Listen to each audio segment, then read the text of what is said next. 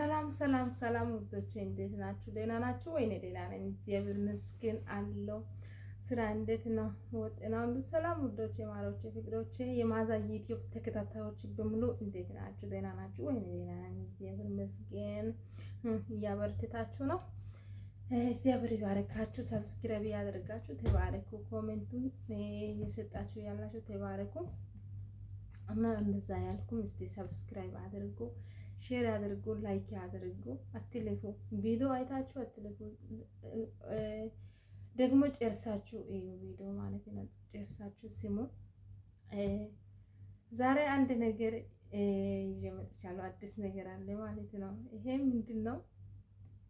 አዲስ ነገር አለ እና መጀመሪያ ላይክ አድርጉ፣ ሰብስክራይብ አድርጉ፣ ሼር አድርጉ። ቪዲዮ ደግሞ ጨርሳችሁ ስሙ ማለት ነው። አንድ ነገር ነገር አለ። አንድ ነገር ማለት ነው። የሁላችሁም የሰው ቤት ትሰራላችሁ አይደለም? እንደኔ ማለት ነው። እንደኔ የሰው ቤት ትሰራላችሁ። ውስጣችሁ ላይ አንድ ቀን ደስታ አለ፣ አንድ ቀን ሀዘን አለ። ደግሞ በሀዘን ውስጥ ደስታም አለ። እንደስታለን እንጂ ሀዘን በእኛ ላይ አይሆንም። ምንድነው ዛሬ ማለት ነው እኔ የሚሰራው ሴትዮ ምን አላችሁ መስላችሁ? ዝም ብላ ቁጭ ብላ ማለት ነው። ያው ብዙ ጊዜ እና የምትሰራው የመዳሞ ቤት ታውቃላችሁ እናንተ የምትሰራው በዳሞ እንዴት ናት? ጸባዩ እንዴት ነው? እኔ መዳሞማ እንዳትጠይቁ ማለት ነው። ከዛ ሁሉ ጊዜ ግን ያው ቤት ላይ እኔ ብቻ ነኝ ሰራተኛ፣ ሌላ ሰራተኛ የለም። 6 ልጆች አሉ። እነሱ ጋር ሚስቱን ባልቤቱ 8 ናቸው። እኔ ነው ግን የምሰራው ማለት ነው። ሁሉም ነገር እኔ ነው የምሰራው። ምግብም፣ ጽዳትም፣ ልብስ መተኮስም፣ ልጆቹ መሸናት፣ ትምህርት ቤት 5 ሰዓት ነው የምነሳው። ሁሉም ነገር የምትሰራው እኔ ነኝ ማለት ነው። ግን ዝም ብላ ከመሬት ተነስታ ዛሬ ማለት ነው ጌታ በጣም በቃ አስከፋች ማለት ነው። በጣም አስከፋች ዝም ብያ ማለት ነው። ምንም ነገር የጎደለው ነገር የለም፣ ያጠፋው ነገር ምንም ነገር የለም ማለት ነው። አንዳንድ ቀን እኮ ፈተና የሚመጣው ጥሩ ነው ብዬ አስባለሁ ማለት ነው። እንደኔ አስቡ፣ ፈተና በሚመጣው ሰዓት አስቡ ማለት ነው። ነገ መልካም ይሆናል በሉ እስቲ። ነገ መልካም ይሆናል፣ ነገ ደግሞ ሌላ ቀን አለ በሉ። እኔ ደግሞ ምንም ነገር እኔ አልሰማም፣ የአረቦቹ ማለት ነው። እነሱ ጫጫታ፣ እነሱ ዋይታ፣ እነሱ ግርግር፣ በቃ ምንም ነገር እኔ የምሰማ ሰው አይደለሁም ሲጀምር ማለት ነው። ከዛ ቁጭ ብላ እኔ ጋራ ትንሽ ማለት ነው እንታውቃላችሁ፣ ትንሽ ነው ትልቅ ነው እነሱ ከተነሱ በኋላ ማለት ነው። ከዛ ምንም ነገር የለም፣ የጎደለው ነገር የለም፣ ያጠፋው ነገር የለም። ሰው ማታ ከታይነች እዚህ ዱባይ መራት ያላችሁ ማለት ነው 1 ሰዓት 2 ሰዓት ነው የምንነሳው። አልፎ ደግሞ እስከ 4 ሰዓት ድረስ ቁጭ ብላለች ማለት ነው። በካሜራ አይታ ቁጭ ብላ ትተኛለች ማለት ነው። ዛሬ ደግሞ ጠዋት ነው ተነሳች። ትናንት ጁማ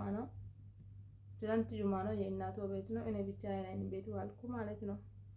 እኔ ብቻዬን ነው አልኩ። እነሱ በካሜራ ያያሉ ማለት ነው አንድ ነገር። እኔ ግን የሰራው ነገር ምንም ነገር የለም። ዛሬ ደግሞ ቁጭ ብላ ማለት ነው። እና ምን ትላላችሁ እናንተ? ቢሆናችሁ ምን ትላላችሁ? የጎደለው ነገር የለም፣ ያጠፋችሁ ነገር የለም።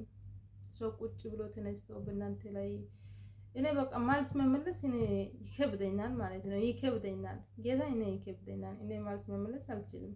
በቃ እኔ ጸጥ ነው ምለው ማለት ነው። እሷ የራሷ በቃ የፈለገው አውርታ የፈለገው ተናግራ ትላለች ማለት ነው። እናንተስ ምን ትላላችሁ? እነዚህ አይነት ሰዎች መቼ ነው ቆይ እስቲ ይሄ ስግደት ዓለም የሚያልፈው? ሁሉ ጊዜ እንደዚህ የሰው ቤት እንደዚህ የነሱ ጭቅጫቃ፣ የነሱ ነገር፣ የልጆቹ በቃ የሚሰማው ሌላ ነው። በዛ ላይ ድካም አለ፣ እራብ አለ። አንቺ ትበያለሽ ወይ? አልበላም። እነሱ እኮ አልጠየቁም። እነሱ ምንድነው ስራና ስራ ብቻ ነው። ስለዚህ በዚህ አጋጣሚ አንድ ነገር እመክራለሁ ማለት ነው። በጣም ቤት የምትሰራው ብዙ ልጆቹ በምግብ በኩል ትጎዳላችሁ ማለት ነው ብሎ መጀመሪያ ተነስታችሁ እነሱ ካልተነሳ እናንተ 7 ሰዓት ነው ትምህርት የሌለው ጊዜ 7 ሰዓት ነው የምነሳው አይደለም። እና ወይ ሽማግሌዎቹ ያሉ ቤት ከሆነ 6 ሰዓት ነው የምነሳው፣ 6 ተኩል ነው የምነሳው። መጀመሪያ ራሳችሁ ብሎ መጀመሪያ ከበላችሁ በኋላ ስራ በጽዳት ግቡ ማለት ነው። ያው ምግብ የምትሰሩ አላችሁ፣ ደግሞ ጽዳት የምትጸዱ አላችሁ ማለት ነው። ጽዳት ከገባችሁ 10 ሰዓት ወይም 9 ሰዓት ነው የሚወጣው። እስከዛ ድረስ በጣም ነው የሚራበን ማለት ነው። መጀመሪያ ማብላት ያለባችሁ ሻይ አፍልታችሁ ካሜራ ካላችሁ ማለት ነው። እንደኔ ካሜራ ካላችሁ ቤት ውስጥ ግዙ። ቤት ውስጥ ይሄ ውሃ ማሞቂያ ምናምን ገዝታችሁ ቤት ውስጥ ክላሳችሁ ውስጥ አሞቃችሁ በልታችሁ ውጡ ማለት ነው። ራሳችሁን ጠብቁ። እነሱ የራሳችሁ ሆድ ብቻ ነው እንጂ የሌላ ሰው ሆድ ምንም አልመስላችሁም እነሱ ማለት ነው። የራሳችሁ ልጆችና የራሳችሁ ብቻ ነው እነሱ የሚያዩ ማለት ነው። ሰራተኛ ይበላል አልበላም በቃ ጥያቄ የለም እነሱ ጋር። ስለዚህ ዋናው ምንድነው እና ራሳችን መጠበቅ አለብን። አንድ ህመም ከገጠመን ማነው አሁንና እዚህ ጋር የሚሰራው ብር ምንም እኮ አልጠቅምም እኮ ዝም ብሎ ነው እንጂ ድካም ዝም ብሎ ነው በቃ ሁሉም ነገር። አንድ ህመም ከባድ ህመም ከያዘ ሕክምና አልደርስም ታውቃላችሁ። ስለዚህ ዛሬ በጣም ተናደድኩ ማለት ነው። በጣም ተናደድኩ። ያው አንዳንድ ቀን ቁርስ የምበላው ጊዜ አለ፣ አንዳንድ ቀን ሳልበላ ስራ የሚገባው ጊዜ አለ ማለት ነው። በዛ ላይ ደግሞ የሰዎቹ ጫጫታና የሰዎቹ በቃ ወይ ማለት ምን ያክል ያናደዳችኋል? ጌታ እኔ በጣም ነው ያናደደኝ። ስለዚህ ዋናው እና ራሳችን መጠበቅ አለብን። ዋናው ዛሬ እና ራሳችን መጠበቅ አለብን። አንቺ ራስሽን ጠብቂ ያለሽ እናት ቤት አይደለም፣ አባት ቤት አይደለም፣ ወይም የራስሽ ቤት አይደለም ያለው